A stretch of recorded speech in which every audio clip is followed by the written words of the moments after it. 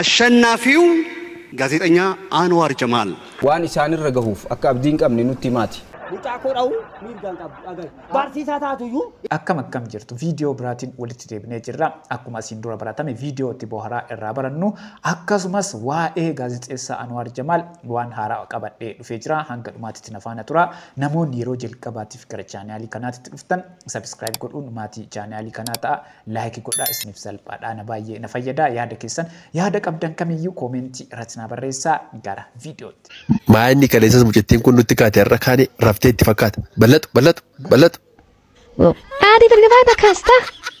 Kaya mucettiin raftee itti fakkaata. Baakawati immoo deeman. Ishoo milkooftan fakkaata. Eeban. Qormaata dhugamaanu qormaata.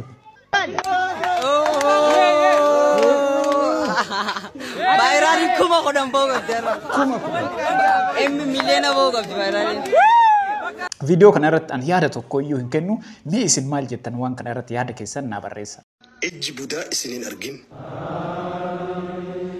ejji haasidaa isinin ildimin arramni nama isin dadhabu isinin argatin bitaa mirga keessa rabbi isin haa tiksu hijaaba ofii rabbi isinitti haa godhu Videoon ittaan video ilaalcha namoota hedduu harkisee namoota biraatiifis fakkeenya guddaa ta'uu danda'u torbaan kana social media irratti baay'ee ilaalamee jira keessattuu TikTok irratti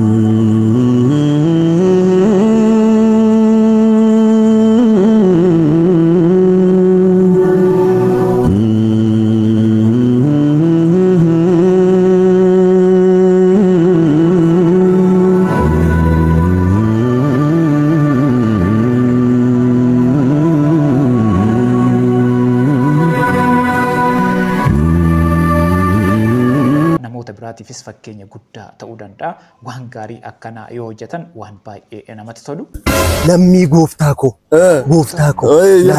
laal mana yaalaatti niitiin tiyya dahumsaaf deemti nama bira buluutu dhabame dhaqi bira naa buli maalu haruma naa rakkadhu Ati deemtu? ani dhaqu ani ka Maaliif? ani dhaqu ati bira dhaqiitoon naa buli Jechuun ati maal taatire? ani maan taane machi buluun nan hin barbaanneef dhaqi kaamee Suureen kiyyoo ishii gatee san deemare. ishii ana bira bulti rakkoo yaadin ishii Yeroo bulti?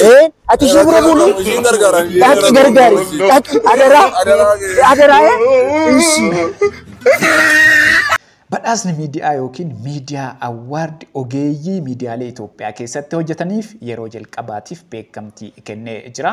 Gaazexeessitoota beekamtii argatan keessaa tokko gaazexeessaa OBN qophii caayaa dhiyeessu Anwar Jamal haa ilaallu. አሸናፊው ጋዜጠኛ አንዋር ጀማል Anwar Jamal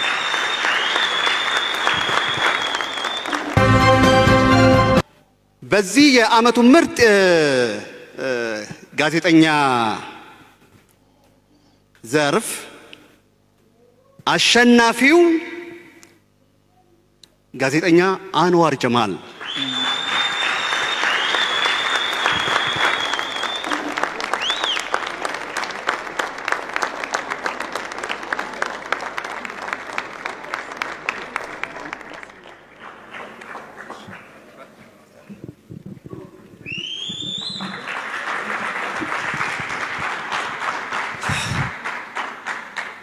gaazexeessaa Anwar Jamal naamusa ogummaa eeguun hojjetee sagalee ummataatiin mo'atee badhaafamuu danda'ee jira. Mee yaada inni kana irratti kenne haa ilaallu. Gaazexeessaa Anwar Jamal badhaasa miidiyaa yookiin miidiyaa award kan baranaa waan sagalee ummataa argattanii badhaafamtaniif maqaa OBN Cyber Miidiyaatiin baga gammaddan jechuun barbaada. ulfaadha galatoomaadha OBN sagalee ummataati dhaadannoon isallee uummanni immoo deebi'ee sagalee nuu ta'ee jechuudha. Kanaafuu sagalee ummataatiin mo'atu wanni caalu hin jiru. Kanaaf kana keessatti gahee guddaa kan qabu OBN dhugaa dubbachuudhaaf. OBN ni mul'ise nu deebifnee immoo OBN ni mul'isne. Kanaaf OBN ayyamee akka mul'annu akka dubbannu akka sagalee ummataa taanu nu taasise kanaaf kabaja guddaan qabaan OBN fi egaa kan isin filatamtanii sagalee ummataatiin sagaleen ummataa kun isiniif hiikoo akkamii kenna? Akkamitti ilaaltu sagalee kana? Dhugaa Rabbii baay'ee tokko nama gammachiisa jedha. Waan gaarii ummataaf yoo hojjenne ummata biratti jaalala hagana ga'u arganna. Kun wanni ni argisiisu wanni nu barbaannu ila tana akkasii akka kanaa yoo hojjette si filadhaa, sin jaaladhaa, sin hordofaa, sin daawwadhaa. Isin immoo warri social media subscribe nu godhaa jettanii subscribing si godhaa, follow si godhaa, birrii kafalee si ilaalaa jedhaa jira. YouTube keessa si daawwadhaa, cyber media dhaan sin hordofaa, si faanaan jira. Atummaan mee tuttuqe madaa tiyyas, gaarii tiyyas, oolmaa tiyyas, bultii tiyyas akka an keessa jiru na mul'isi addunyaatti waan jedhu natti fakkaate kan isa. Mee qophii caayanni hojjete keessaa tokko haa ilaallu.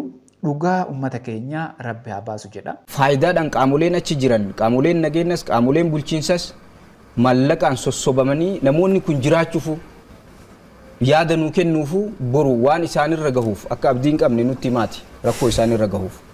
Isin akka hoggansa aanaa sanitti hagam gadi buutanii rakkoo kana dhayixanii yookiin qaama achitti ramaddaniin adda baaftanii sirna itti wal dubbiftan yookiin rakkoo bulchiinsa gaarii akka hin taane furuudhaaf hagam deemtaniiru. Rakkinnichi isaa kanarraati miti. Kanarraa haa ta'u baatu. Kan oolee buleeraadha. So isin kachi jirtan rakkoo oolee bules hoogganuufi. Dhugaadha. Malee rakkoo irra uumame qofaa yookiin rakkoo irra uumuuf qofaaf himi. Falmiin isaa mana murtiitiin wal qabata. Kaartaan amma baroota darbe 2014 2015 kan bahee agarsiis as qabeeyyee kana qabatee miti abbaan qabeenyaa kun. Abbaan qabeenyaa namoota kana eenyu baasire kaartaa kana sobamoo. Koomentiin viidiyoo kana jalatti barraa'ee jiru kallattimaan gaazexeessaa Anwar Jamaaliif kan barraa'e haa ilaallume. Jabaa nama imimmaan hiyyeessaa qorsaa jitta. Waaqaa gaditti abukaatoo hiyyeessa humna hin qabne jedha. Inni itti aanu ija hamtuu Rabbi sirraa haa qabu. Namni dhugaa hojjetu hin jaalatamu nama biratti. Yoo Rabbiin biratti ta'e malee itti muddi Rabbi si haa gargaaru jedha. Ati garuu nama Waaqayyo ummataaf si kaasedha. Dhugaa ummataa dhokatee jiru qoffartee baasaa jirta. Maaloo aanotas deemii nuuf ilaali jedhaniiti koomentii yaada garaagaraa viidiyoo kana jalatti yookiin Anwaariif barreessanii jiru. Guyyaan ni darba. Kanaaf namatti hin darbin. Milkooftee ol ba'uu dandeessa. Garuu warra siin gadi jiran hin miidhin. Sababni isaa tarii warra siin gadi jiran bor guddatanii siin qixxaachuu danda'u. Yookaan immoo maaltu beeka? Ati bakka irra jirtu kanaa gadi buutee isaaniin qixxaachuu dandeessa. Jireenya addunyaa kanaa amansiisaa miti. Takka ol nama baasa, takka immoo gad nama buusa. Arra guddatee kan mul'atu bor kufee argamuu danda'a. Arra kufee kan jiru immoo bor bakka kufee jiru kee guddachuu danda'a. Kanaaf yeroo qaba jettee nama gadi hin qabin. Akkuma siif darbe namaafis ni darba waan ta'eef. Tapha gabaabaa namatti tolu maatii barataa jedha haa ilaallu. Afatu. Dubbinaan xumuriin ani ni daamu caayyoroo mana barumsaati deemu akka jaarsara haa jedhaa dhufa edaa itti daboodhaan itti yaatanii mucaa rukutanii isee wanni gurratti naqate asii yaaftanii gadhiittanii jechuudha. Edaa eenyu xayyama si ayyame mucaa koodha isin jechuudha. Akkan itti dhaalee guddifadhe hin beektaa hin jedhe mucaan amma akkanatti kinii nama taphatuu fakkaatu kun bee utuma nyaatu haphatu. Nama kana galgalaa kanama nama naa ta'e jedheen guddifadhe malee akkati harka keetiif kaalchoodhaan mucaa lafatti na jira. Daddabaltu miti garsiyaa dabalu garbeeriin namni mirga sii kenne mucaa koodhawu mirgaan qabu. Barsiisaa taatuyyuu ilmoo koodhawu aadaatu. Ani utuun irra jiruudha. Ani tuun irra jiru natti muudha malee maal ta'uu kan keeti mucaan bee gargaraa ganama yeroo ciisu sireetu iddoo ciise chaatu ciiyyan seedaa dudda isaatu qaqaqaqaq jedhee yeroo danadee bula. Tab! Usati! Viidiyoo kanneenitti akka bohaartanii fi barnoota irraa argattan abdii guddaa qabaa. Yaada keessan yaada qabdan kamiyyuu koomentii irratti naa barreessaa. Namoonni hanga ammaatitti ilaaltanii maatii hin ta'in maatii ta'a. Laayikii godhaa yoo viidiyoon kun isinitti toleera ta'e hiriyoota keessaniifis sheer godhu hin irraanfatina. Ana wajjin viidiyootti aanuun wal agarraa hangasitti yeroo gaarii.